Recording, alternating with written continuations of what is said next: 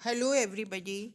मैं doctor Saroj Gupta, associate professor, Rajkiya Meera कन्या महाविद्यालय उदयपुर, आज आपको तृतीय वर्ष कला इतिहास के प्रश्न पत्र पश्चिमी संसार के बारे में बतलाऊंगी। इसमें मैं आपसे आज नेपोलियन बोनापार्ट के बारे में कुछ चर्चाएं करूंगी। पिछले वीडियोस में मैंने आपको नेपोलियन बोनापार्ट का फ्रांस में किस प्रकार उदय हुआ था, उसका इटली अभियान क्या था, मिस्र का अभियान क्या था और किस प्रकार इटली और मिस्र के अभियान ने उसको एक संप्रभु शासक के रूप में फ्रांस में स्थापित होने में सहायता की और किस प्रकार उसने सत्ता हस्तगत करने का प्रयास किया और खुद प्रथम कौंसल बन बैठा और किस प्रकार उसने अपनी स्वयं की शासन व्यवस्था स्थापित की। इसके बाद मैंने आपसे चर्चा की थी कि कौंसिल शासन व्यवस्था उसने फ्रांस में लागू की, जिसमें उसने हर क्षेत्र में सुधार करने का प्रयास किया। जैसे उसने नई संविधान का निर्माण किया और उस संविधान के निर्माण में उसकी प्रमुख भूमिका थी। उसने व्यवस्था की स्थापना की, प्रशासनिक सुधार किए और आर्थिक स्थिति को सुधारने का काफ़ी प्रयास किया। उसके समय में हम देखते हैं कि उसके द्वारा किए गए आर्थिक सुधारों के कारण फ्रांस की आर्थिक स्थिति काफ़ी उन्नत हो गई थी। आज हम करेंगे कि पोप के साथ उसका क्या समझौता था।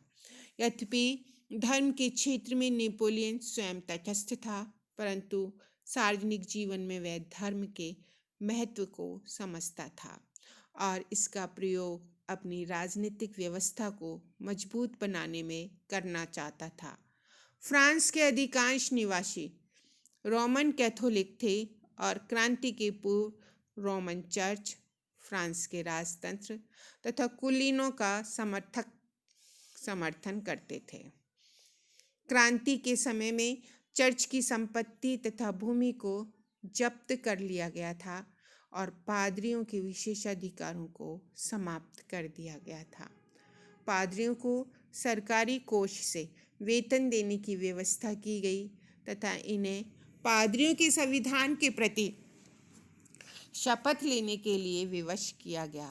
अधिकांश पादरियों ने शपथ लेने से इनकार कर दिया था और फ्रांस के कुछ क्षेत्रों में भी पादरियों के नेतृत्व में हजारों किसानों ने सरकार के विरुद्ध हथियार उठा लिए थे। काफ़ी रक्तपात के बाद भी समस्या का सही समाधान नहीं हो पाया था। नेपोलियन ने कैथोलिकों का विश्वास जीतने का प्रयास किया। इसमें उसका उद्देश्य शुद्ध रूप से राजनीतिक था। वह राजतंत्र के समर्थकों और पादरियों के गठबंधन को भी समाप्त करना चाहता था ताकि उसकी स्वयं की सत्ता सुदृढ़ हो जाए। वह कैथोलिकों को सभी प्रकार की स्वतंत्रता देने को तैयार था ताकि वे क्रांति द्वारा स्थापित व्यवस्था का विरोध करना छोड़ दें। स्वयं वो चाहता था कि कैथोलिकों को सभी प्रकार की स्वतंत्रता वो तब दे जबकि वे क्रांति का विरोध नहीं करें, क्रांति के द्वारा स्थापित व्यवस्था का विरोध नहीं कर दें। स्वयं नेपोलियन को धर्म के प्रति अत्यधिक अनुराग नहीं था। वह कहता था, मैं मिस्र में मुसलमान हूँ और फ्रांस में कैथोलिक हूँ। वह अन्य लोगों पर किसी धर्म विशेष को बलात् लादना व्यर्थ का प्रयास समझता था। इसलिए उसने एक समझदार राजनीतिज्ञ की हैसियत से पोप के साथ समझौता करने का निश्चय कर लिया था। इस समझौते से क्रांति काल में पारित बहुत से चर्च विरोधी नियम समाप्त हो गए। चर्च तथा राज्य के मध्य निश्चित संबंध कायम हो गए और ये संबंध हम देखते हैं कि काफ़ी लंबी अवधि तक फ्रांस में कायम रहे। पोप के साथ संपन्न समझौता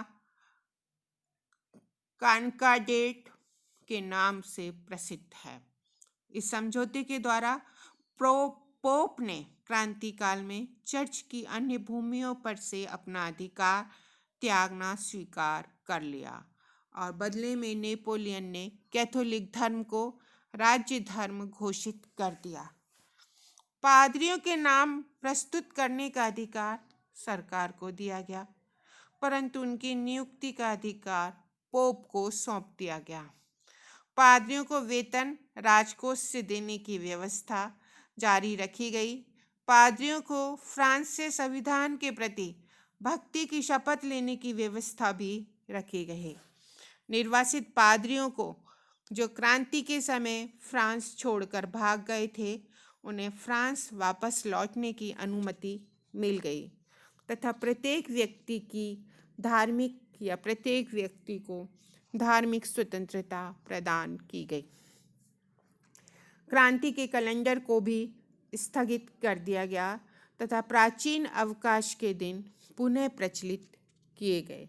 केवल 14 जुलाई और 22 सितंबर प्रजातंत्र की स्थापना के दिवसों पर अवकाश रखा गया। क्रांति की सभी शेष छुट्टियों को बंद कर दिया गया। नेपोलियन की धार्मिक नीति से फ्रांस के अधिकांश लोग संतुष्ट हो गए। सभी को धार्मिक स्वतंत्रता मिल गई, अतः वे नेपोलियन के समर्थक बन गए। पादरी लोग भी जो क्रांति के विरोधी थे, अब नेपोलियन के समर्थक बन गए थे। इस प्रकार नेपोलियन ने विशुद्ध राजनीतिक लाभ के लिए धर्म का प्रयोग किया। उसका कहना था कि राज्य में एक धर्म होना चाहिए, परंतु उस पर सरकारी नियंत्रण होना चाहिए। इस समझौते से फ्रांस के चर्च पर सरकार का नियंत्रण कायम हो गया। अब चर्च राज्य के अधीनस्थ एक संस्था बन गया था। डेविड थॉमसन एक इतिहासकार हुए हैं। उनकी मान्यता के अनुसार इससे धार्मिक कट्टरता का अंत नहीं हुआ था। चर्च के कट्टर विरोधी और धर्मपरायण पादरी अंत तक इसका विरोध करते रहे थे। इसका मुख्य कारण यह था कि नेपोलियन के धार्मिक समझौते में विरोधी विचारों का मिला जुला तत्व नहीं था। वह विरोधी विचारों के बीच समझौता मात्र था। नेक्स्ट है नेपोलियन के शिक्षा संबंधी सुधार। नेपोलियन ने देश में शिक्षा के प्रसार के लिए विशेष रूप से प्रयत्न किया। उसने शिक्षा के कार्य को 3 भागों में विभाजित किया: प्रारंभिक, उच्च माध्यमिक और विश्वविद्यालय स्तर की शिक्षा। प्रत्येक नगर में प्राथमिक और उच्च माध्यमिक विद्यालय स्थापित किए गए। शिक्षकों को राज्य की ओर से वेतन दिया जाने लगा था।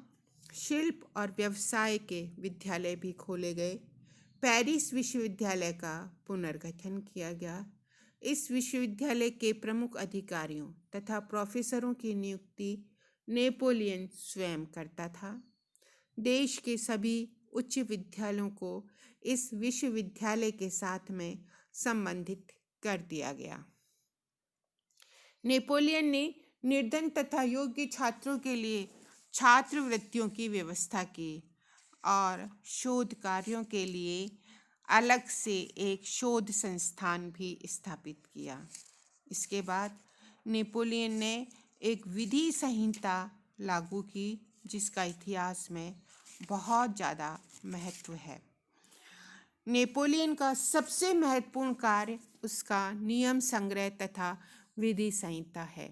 सेंट हेलेना में एक बार नेपोलियन ने कहा था, मेरा वास्तविक गौरव मेरी 40 युद्धों की विजय में नहीं है, बल्कि मेरा वास्तविक गौरव मेरी विधि संहिता ही ऐसी है जो कभी ना मिट सकेगी और जो चिरस्थायी सिद्ध होगी। वस्तुतः विधि संहिता का महत्व उसकी सभी विजयों से अधिक है। उसके नियम संग्रह संपूर्ण मानव जाति के लिए सर्वोत्तम उदार कार्य हैं।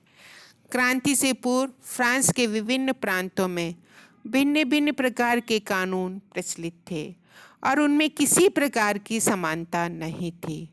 क्रांति काल में एक अंतर्राज्यीय कानून व्यवस्था करने का प्रयास किया गया, परंतु विशेष सफलता नहीं मिली। नेपोलियन ने इस अधूरे काम को पूरा करने का निश्चय किया। क्रांति के पूर्व ही असंख्य कानून थे और क्रांति के साथ नए कानूनों की बाढ़ आ गई थी। इसलिए इस बात की आवश्यकता थी कि सभी कानूनों की पारस्परिक असंगतियों को दूर करने का प्रयास किया जाए और उन्हें क्रमबद्ध किया जाए। जनता के सामने स्पष्ट, युक्तिसंगत, तर्कपूर्ण ढंग से प्रस्तुत किया जाए, जिससे न्याय के मामले में लोगों के दिलों में जो अब तक संदेह और अनिश्चितता फैली हुई है वह दूर हो जाए और प्रत्येक नागरिक को भी कानूनों की जानकारी हो जाए। अतः इस संहिता को तैयार करने में नेपोलियन ने काफ़ी रुचि ली। इसका ढांचा सामाजिक समानता, धार्मिक सहिष्णुता, व्यक्तिगत संपत्ति और संयुक्त पारिवारिक जीवन के आधार पर खड़ा किया गया था। सिविल मैरिज और तलाक की संस्थाओं को मान्यता देकर इस विधि संहिता ने यूरोप में इस बात को प्रचलित कर दिया कि बिना पादरियों की सहायता के भी समाज का काम चल सकता है। यह कानून के आधार पर एक धर्मनिरपेक्ष जीवन की परिकल्पना थी। नेपोलियन द्वारा निर्मित नियम विधानों की संख्या 5 थी। ये इस प्रकार थे: नागरिक नियम या सिविल कोड, जायदाद संबंधी नियम, नागरिक नियम पद्धति, फौजदारी नियम संग्रह, व्यापारिक नियम संग्रह। Thank you very much.